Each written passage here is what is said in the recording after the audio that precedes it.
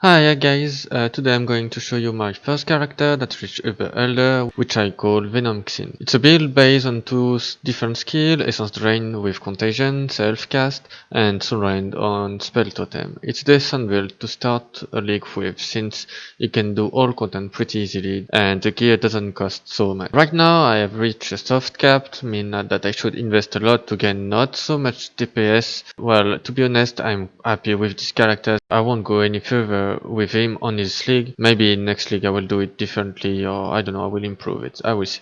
I choose these two different skills because they are chaos spell and chaos doesn't have a damage reflection. That gives me a huge advantage for mapping since I didn't have to care about the mod on the maps. And I also could do maps with curse even with temporal chain, since I could pop my spell totem and it kills everything in range. For this league, Contagion and Essence Drain is completely awesome since you cast it in the middle of the lane and everything from start to the end die. I could even stay in the middle of the pump and just cast the spell and do nothing. If you have different lane coming from different way, you can even put your spell totem on one side and focus on the other side. Obviously for Blight map it's almost broken because lane cross each other, so Essence Drain will spread to different lane with one cast.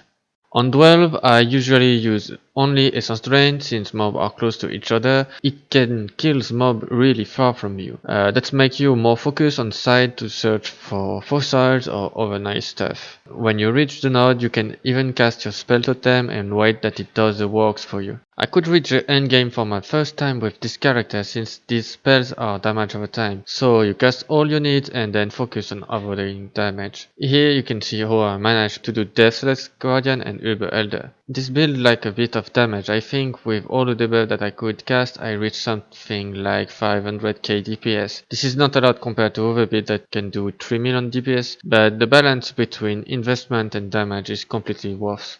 I played it mostly with Essence Rain since my unique gloves give me a huge boost on multi-targets that are close to each other. If they are quite strong, I put my curses on them and this makes them lose health in a blink of the eye. I use Soulrend on bosses, obviously, and if I need safety, like with some mob with huge damage, speed or curse, or if I underlevel or whatever. I cleared the map with Soulrend, but that didn't happen a lot.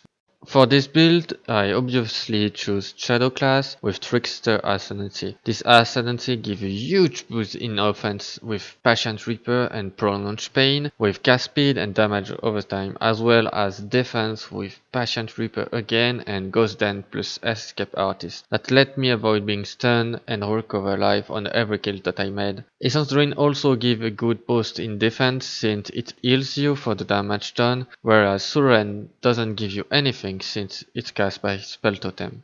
I could reach level 91 with this character and I stopped there. If I learned some passive tree I couldn't know where to put them, to be honest. Well, maybe in another jewel, but as I said earlier, I'm happy with that for the moment and I might do it differently on the start of the next league. On the passive tree I focus mainly on health and evasion and then on chaos damage multiplier. Two keystones that are really important are acrobatic for the evade chains, more way to evade damage, and eldritch battery since all the mana is reserved, so you use your energy shield to cast spells. For Essence Drain and Soulrend, I link it almost with the same support gem that are Controlled Destruction because it's the non-crit build, Swift Affliction, Void Manipulation and Efficacy. Then on Soulrend I add Spell Totem obviously, and on Essence Drain I use Empower. As Aura I take Malevolence and Ast that increase movement speed, cast speed and damage over times. On Curses I cast it with Bane that are temporal chains to keep the debuff longer and Despair for chaos damage. To increase damage in bosses I took Blight since it hindered them for 80% movement speed and increased chaos damage taken. And to be honest, that skill saves the pump from Blight when I wasn't really focused. The last skill that increased chaos damage is Void Guys from my helmet that makes enemy with minus 20% chaos damage resistance. That spell has a 2-second cooldown, but if you need it to be triggered just use Bane on boss since it's a nice cast speed. Other skill that I choose for defense is Immortal Call with Flame Golem and Lip Slam for the movement with Fortify. The unique that I took is Ebert Unification for Void Guide skill, Storm Gift for the Choke debuff, and Wind Shriek for the additional curse. The Flask Witchfire Brew increases your damage over time, and Rain of Splinter for Soulrend is also awesome. Even if you lose a bit of damage, having it to cast 3 projectile instead of 1 for Null Portal on Uber Elder is a great benefit. All of the items are then focused on life, evasion, and damage over time multiplier.